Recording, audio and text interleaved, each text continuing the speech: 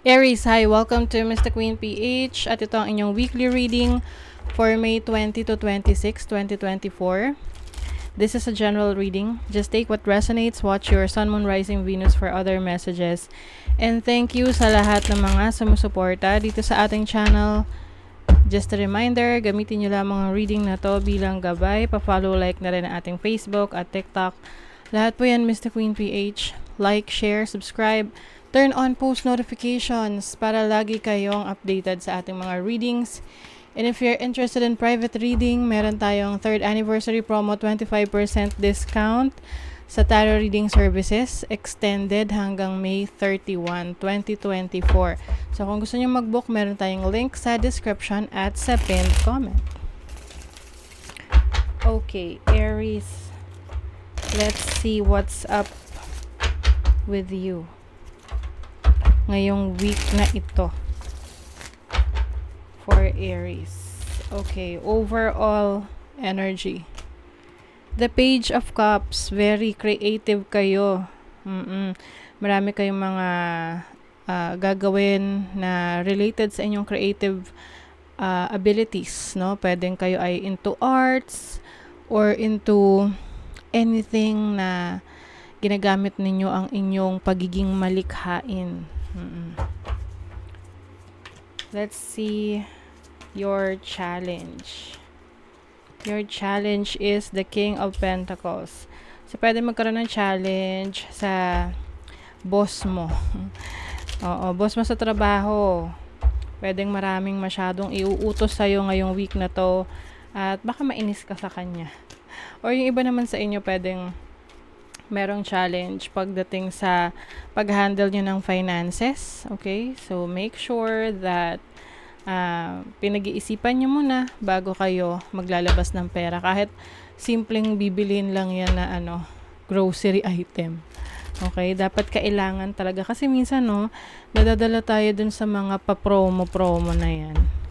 Tapos, bibilhin mo kasi may libreng kutsara or kaya may libreng plato, baso. Pero actually, hindi mo naman kailangan, no? Kaya ka napabili dahil dun sa libre. Marketing strategy kasi yun. So, let's see your opportunity. You have the Knight of Pentacles. As an opportunity, meron kang oportunidad na magpalago pa ng pera mo, no? Pero, ito yung tipong, hindi yung overnight na success, no? Ito yung tipong ine-effortan mo, you will be consistent. Halimbawa, gusto mo mag-ipon ng pera. Dapat consistent ka na may certain amount of money na itatabi ka. Oo. Para makuha mo talaga yung goal mo. Let's see naman your blessing. Ano yung blessing ng mga Aries? The Fool. Wow. So, as a blessing, parang meron kang excitement dito sa mga bagong bagay na susubukan mo. Parang wala kang katakot-takot na subukan. Can be a new job, a new career, or even a new relationship. Kasi parang meron kang backup dito, no? So, pwedeng kahit tumalun ka dyan, merong tutulong sa'yo kasi meron dong bangka na naghihintay. Oo. So, kailangan lang dito, lakas ng loob. Tingnan natin kung ano tong blessing na to na susubukan mo. 9th house. Uy, travel opportunities. Yung iba siguro mag-a-abroad kayo. Kaya, pwedeng paglipat rin ng bahay. Oo. Ng tirahan. Or some of you, meron kayong enrollment ng mga courses. Pwedeng mag-aaral kayo, babalik kayo sa school, or online courses. Nasusubukan mo na pwedeng maging bago mong pagkakakitaan. Yes. Kailangan lang talaga nating sumubok. Okay, what is the Page of Cups? 7 of Swords. Alam nyo, may mga taong hindi believe sa kakayanan nyo. Tapos, they will try to parang pipigilan ka or parang i-discourage ka na gawin yung gusto mo. Kasi baka ayan yung mga naysayers or someone na ayaw kang makitang magtagumpay.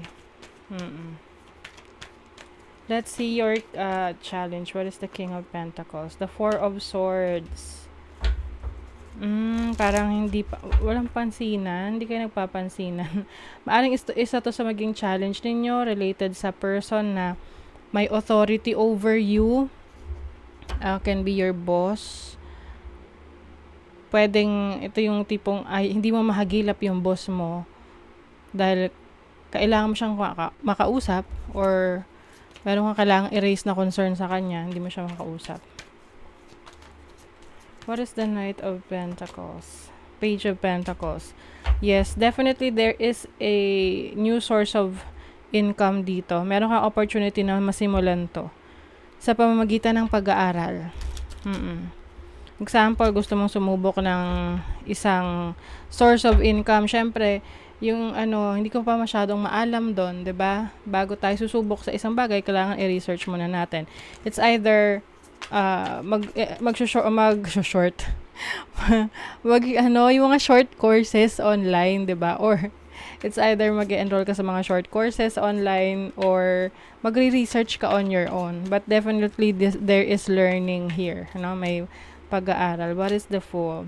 Four of Pentacles. So whatever this is na papasukin mong bagong venture, bagong trabaho, bagong business, this is going to bring you financial stability. Stable yan. Let's see your money, career, finances, energies, messages. Okay. Self-made. Meron ka raw opportunity doing things on your own. Self-employed. Walang boss, no?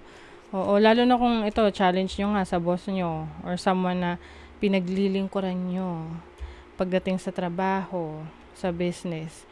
Maaring ito yung reason kaya gusto mong mag-try, magsimula on your own. Kasi pwedeng you're getting tired of parang pagod ka na ikaw yung sumusunod lang sa boss mo.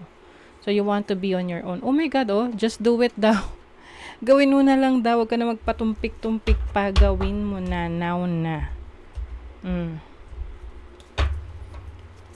Kasi sabi rito, procrastination will not bring any success. So, ibig sabihin niyan, kung lagi mo ipinagpapaliban yung mga plano mo, hindi ka nagtitake ng action, talaga ma-stuck ka sa situation na yan. Okay? Work it out. Eight of Pentacles, someone na gumagawa talaga ng action, tinatrabaho. Yung kanyang skill set, mas lalo niyang ini-improve. Alam niyo, malaking magiging pagbabago the moment na mas maging focus ka sa goal mo, sa career, sa business mo. Maaring makabili ka rin ng sarili mong bahay or may malaking pagbabago sa home life, family life mo. Queen of Cups. This is about the nurturing energy. Maaring mas magiging relaxed yung feeling mo the moment na alam mong ikaw yung merong control over your finances. Ikaw yung may control sa trabaho mo. Kontrolado mo yung oras mo. Sa love life naman, ng mga Aries. Honesty is such a lonely world. Some of you, maaring may magko-confess ng feelings towards you romantically, or pwedeng ikaw yun, magko-confess ka sa isang tao. I feel like you are finally manifesting a relationship. Merong attraction, pwedeng pareho kayo interesado sa isa't isa. May attraction. Nine of Wands. Five of Pentacles. I feel like trinay mong iwasan ito, no? Itong person that you are connecting with right now. Parang pinigilan mo yung sarili mo, but ayan may the sun.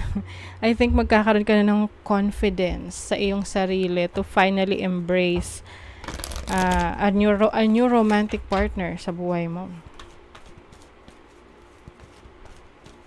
Let us see what else for Aries. 11th house.